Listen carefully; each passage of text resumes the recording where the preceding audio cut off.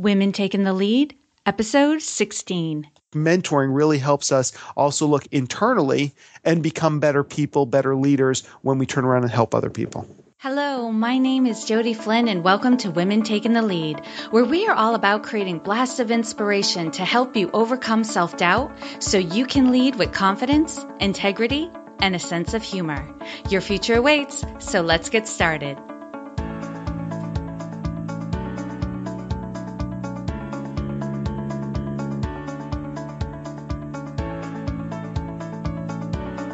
Hello, everyone, and welcome to Women Taking the Lead, and I'm your host, Jody Flynn. I'm excited to bring you the male perspective today. This podcast isn't just about women helping women. It's my philosophy that it's going to take both genders working together to promote women, to cause change and bring about more equality and appreciation of women as leaders. We can gain a lot of insights from men, so from time to time, I'm going to be interviewing men who work with women around developing themselves as leaders. And as our guest today, we have Rich Brooks, who is the founder and president of Flight New Media, a web design and marketing firm in Portland, Maine. He is nationally recognized speaker on entrepreneurship, digital marketing, and social media. He's the founder of the Agents of Change Digital Marketing Conference, an annual conference on search, social, and mobile marketing. He runs the Marketing Agents podcast, where he interviews marketing experts from around the world on search, social, and mobile marketing. And he is also a regular contributor at socialmediaexaminer.com, the world's most popular social media marketing blog. He is the tech guru on WCSH Channel 6's Evening News Show 207 and teaches web marketing and social media courses for entrepreneurs at the University of Southern Maine Center for Continuing Education. My goodness, if that doesn't establish you as an expert on the subject of social media, Rich, I don't know what does. So, do we have any time left for the interview? I feel like I kind of went over on my intro. I'm out of breath. I need a break and some water. I did say edit as needed, and I don't read that part. I didn't feel the need. Okay. I was like, wow, this is impressive. I'll keep going. So, Rich, that's everything about you? No. That's a teaser for the crowd. But tell us more about you so everyone has a good sense of who they're listening to right now. Well, I think that summary did pretty much talk about my professional life. Obviously, I have more than just my professional life. I am a father of two beautiful daughters, so I understand a little bit about what it's like in terms of the female perspective. I live in an all-woman household, except for myself. And I just get really excited about helping small businesses and entrepreneurs kind of take the next step, figure out the digital marketing components, brand themselves, reach more of their ideal customers. And, living in Maine, obviously small business is so important to the state. It's important everywhere, but it's really the lifeblood of Maine. So I just get really excited about this sort of stuff. Love it. All right, then. So let's dive right in since we took up so much time with your bio. So to start off with, tell me a story about a woman who has impacted you as a leader.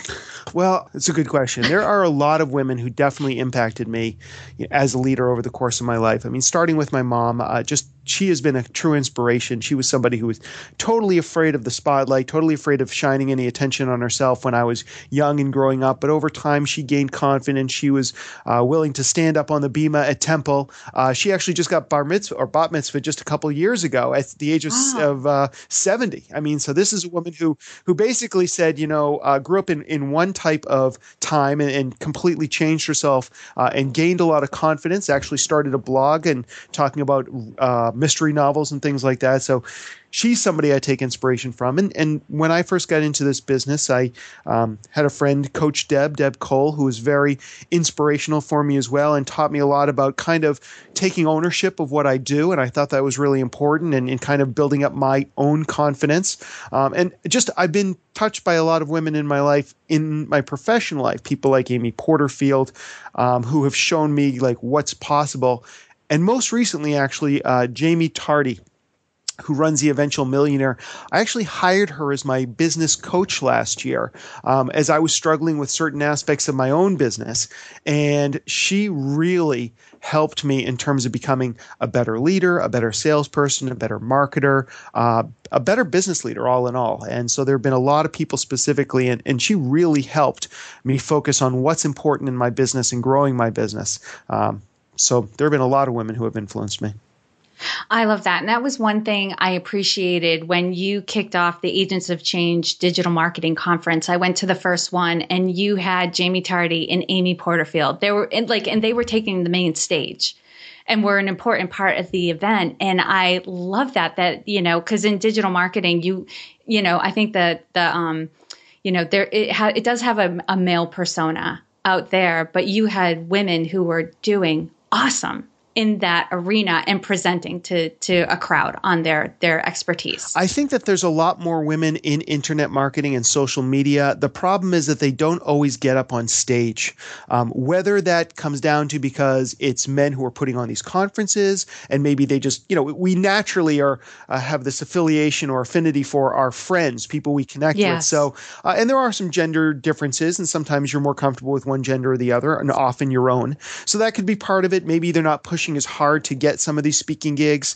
That could be part of it as well. Maybe that isn't where they feel they need to be to succeed. So there's a number of things, but I always try and find a balance and get a variety of different voices. I think women are better at social media anyway, not to be sexist against men, but I just think that some of their skills, I think women can be more nurturing and better connectors. And there's less of a, pardon my French, pissing contest very often that's going on. And so I like to get a lot of different voices about different ways to approach digital marketing and online marketing.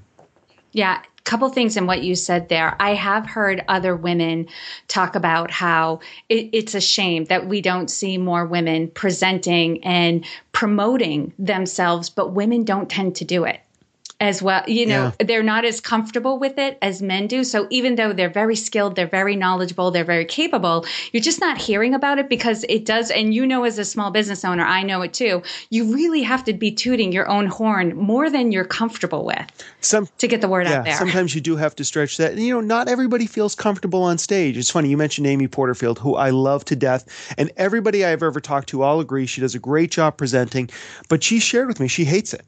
Right. So, I asked her back a couple times and she basically, and of course it is across the country. I understand she doesn't want to come all the way over here, but she said, I wish I enjoyed it more because I would definitely do it, but it's just not something she enjoys.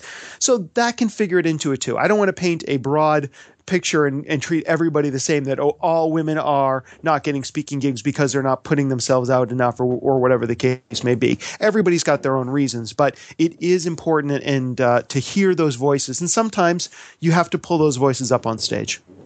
Yeah.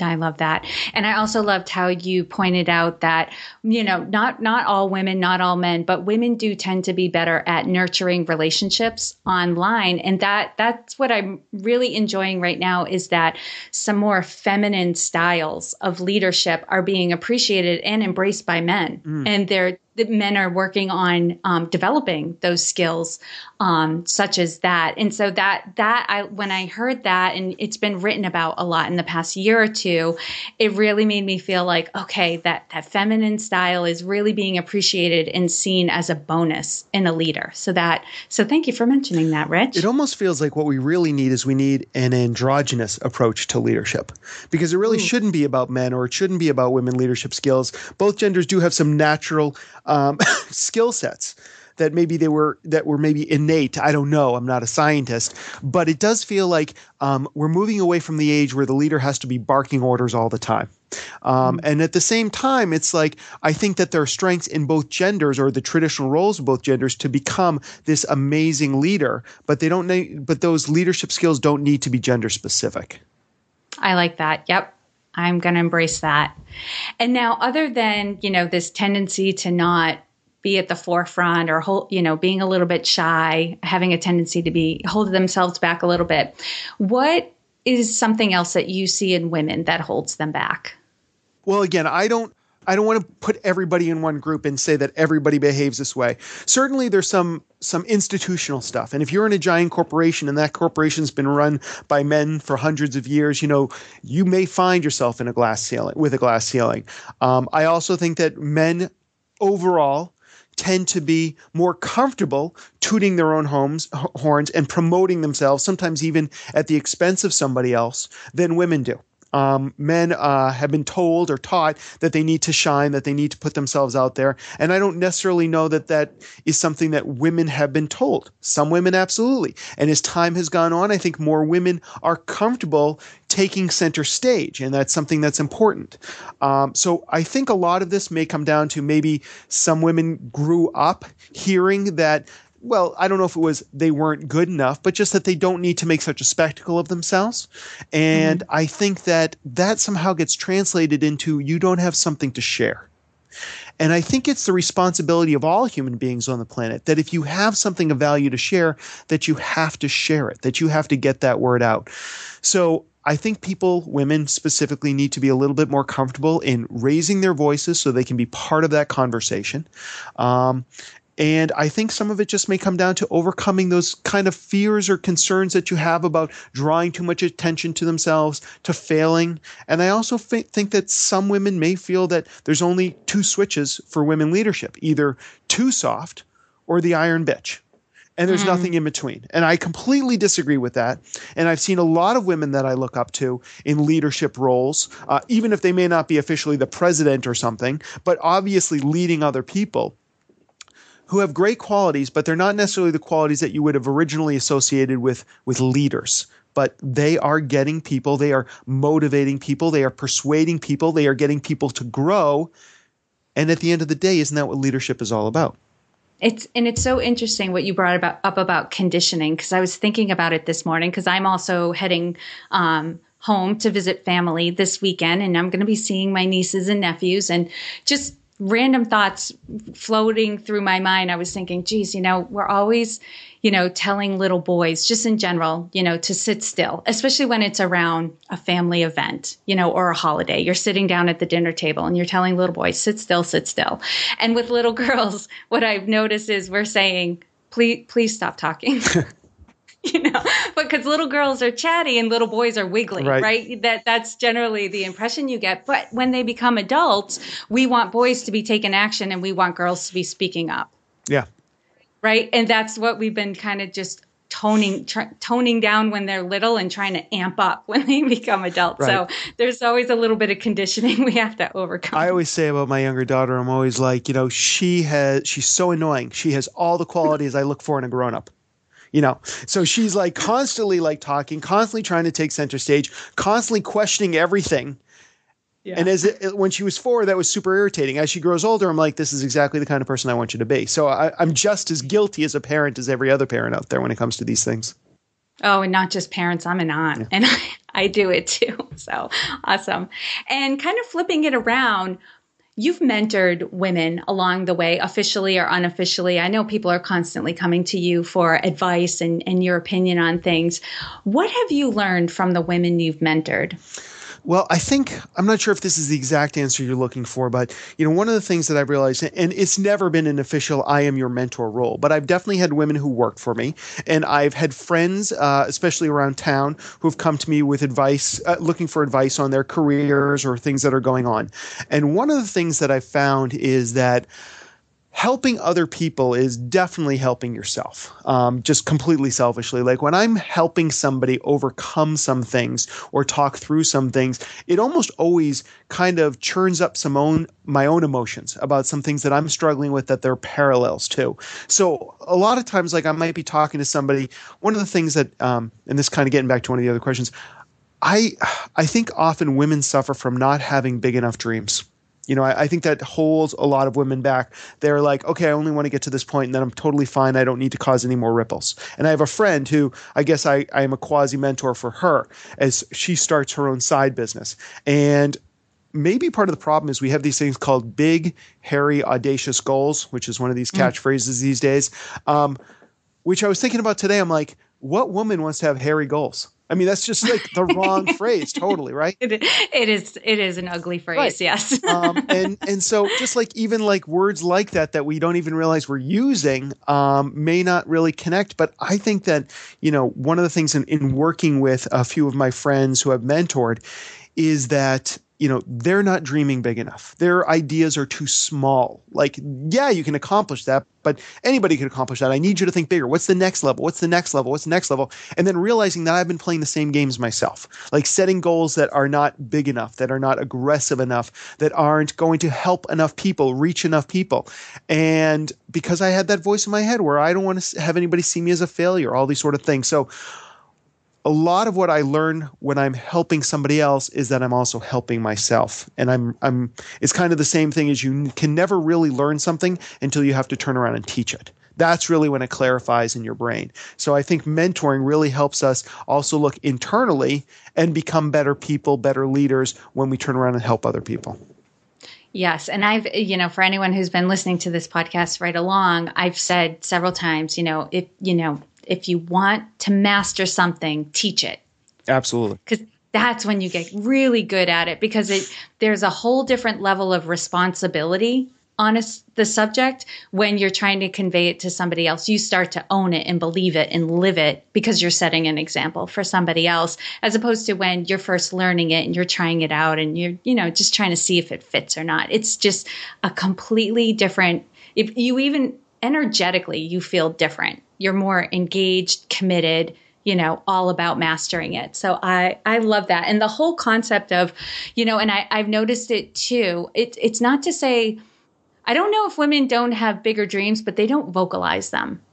They don't put them out there. I think they keep them to themselves because they're afraid if they say something, then, it's a reality that they really want that. Right. I think they want big things, but they get intimidated or what have you. I have to unpack this subject at some time. So thank you for bringing it up. But there's something that stops them from saying, I want this and I'm going to go for it. Right. And not to belabor the point, obviously, we're not talking about all women. We're talking about some women who suffer from these sort of things. And I suffer from them as well. So, I completely understand it. But, in terms of holding yourself back, it's like, dream bigger dreams, like make these stretch goals, because otherwise, you might reach your goals, but you're not going to be nearly as ecstatic about getting there as you would if you had really had to stretch and grow to get there. Love that. And this might be asking the same question a different way, but we'll see what comes of it. What changes do you see are necessary for more women to step up as leaders? Well, of course, I started my own business about 18 years ago.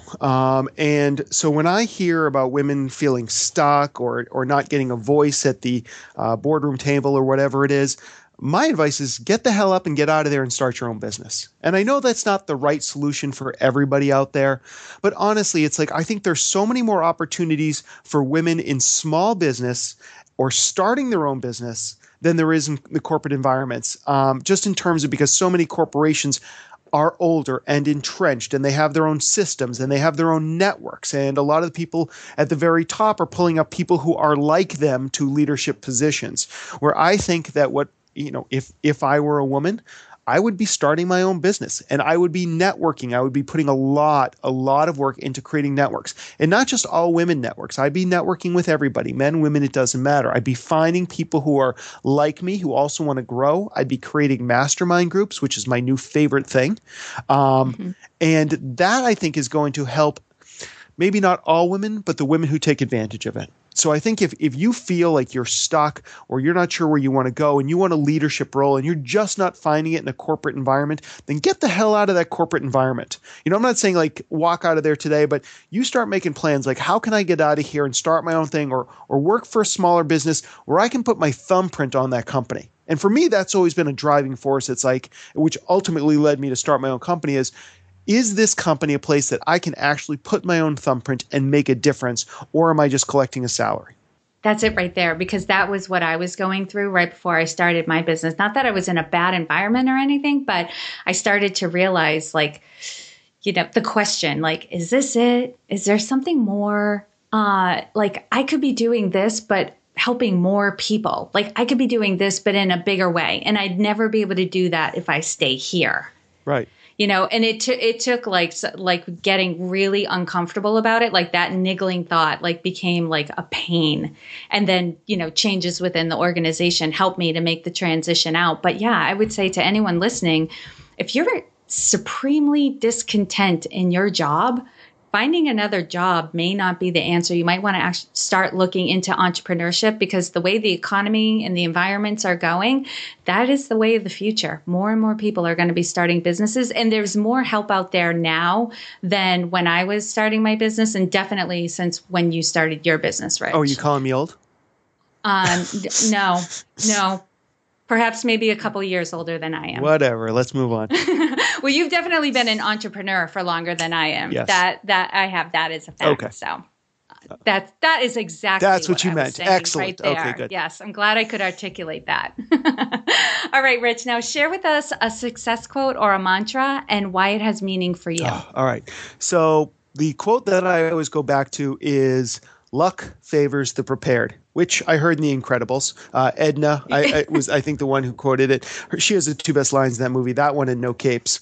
But luck favors the prepared. So many times we look at these people who have been written up online, in print, whatever it is, and they look like overnight successes, but almost invariably, they did everything right in terms of like practicing and preparing and putting themselves in a position so that when the opportunity did arise, they were ready to take advantage of it.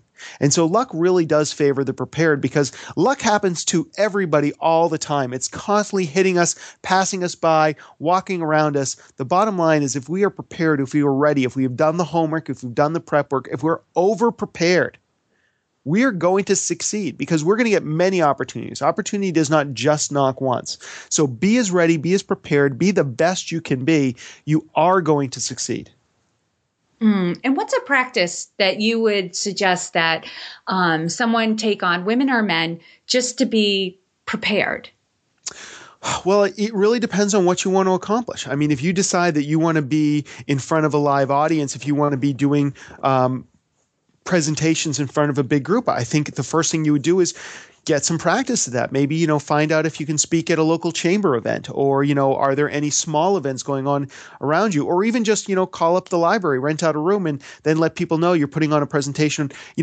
Get that practice, feel that comfort level, buy books on speaking, watch YouTube videos on speaking, whatever it is.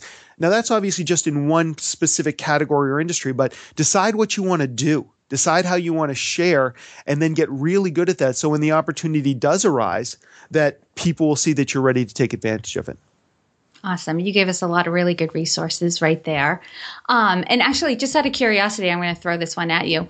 What is a practice that you have that you believe makes you a better leader? That wasn't on the list of approved questions. All right. It wasn't. We have some time. So something that, repeat the question, throw it back at me again, please. What is a practice that you have that you think makes you a better leader? One of the things today is that we have so much of our communication is digital, so much of it through email. Email's awesome. It's incredible. It is annoying. But one thing also that it is it can be very impersonal. And when we talk to people, they hear our voices, all these sort of things. Very often, communications gets really screwed up in an email. If I start to see those kind of things happen, one of the things that I'll do is I'll actually take a pause, not respond to an email, and always try and look at it from the other person's point of view. So, that's probably one of my biggest strengths, if I can toot my own horn, is just try and realize that there's always another side of the story. So try and understand that person's perspective. Ask questions about it. Don't always assume that you know the answers before you talk to an angry client, an angry coworker, whatever it is. Try and get to the bottom of it, understand where they're coming from. That puts you in a better position. And then all of a sudden, you can then suggest something that actually makes sense, a true win-win, as opposed to you winning the conversation or winning the argument. Mm-hmm. Right. And yeah, absolutely. I've seen you in action, and you are an excellent diplomat. So I can back you up on that one. All right, Rich, I'm going to let you off the hook now. All right, thanks. Tell us how we can connect with you. The easiest way, if people are listening and they want to connect with me, I'm on Twitter quite a bit. You can always find me at The Rich Brooks, all one word. If you want to check out Flight New Media, we are at takeflight, FLYTE.com. And I would welcome all of you to check out the conference this year. I'm very excited about our 4th annual Agents of Change conference. You can head on over to agentsofchange.com con.com. I hope you can join us in person on Friday, September 25th here in Portland, Maine, or there's also a digital pass. You can watch the conference live from the comfort of your own office or home or hammock. And it's also all that video content is going to be available on demand as well. Awesome. And you can find all the links and resources shared in this episode at womentakingthelead.com, or you can use the short link, which is womentl.com. Rich, thank you so much for sharing your wisdom with us today. We're all better for having met you. Jody, thanks so much. I really appreciate you putting me in front of your audience. Thank you all for joining me on Women Taking the Lead. And to strengthen you on your own leadership journey, I'd like to send you off with a quote from Marianne Williamson, so here goes. Our deepest fear is not that we are inadequate. Our deepest fear is that we are powerful beyond measure. It is our light, not our darkness, that most frightens us. We ask ourselves, who am I to be brilliant, gorgeous, talented, fabulous? Actually, who are you not to be? You are a child of God. Your playing small does not serve the world. There is nothing enlightened about shrinking so that other people won't feel insecure around you. We are all meant to shine as children do. We were born to make manifest the glory of God that is within us. It's not just in some of us, it's in everyone. And as we let our own light shine, we unconsciously give other people permission to do the same. As we are liberated from our own fear, our presence automatically liberates others. Again, thank you for joining me, and here's to your success.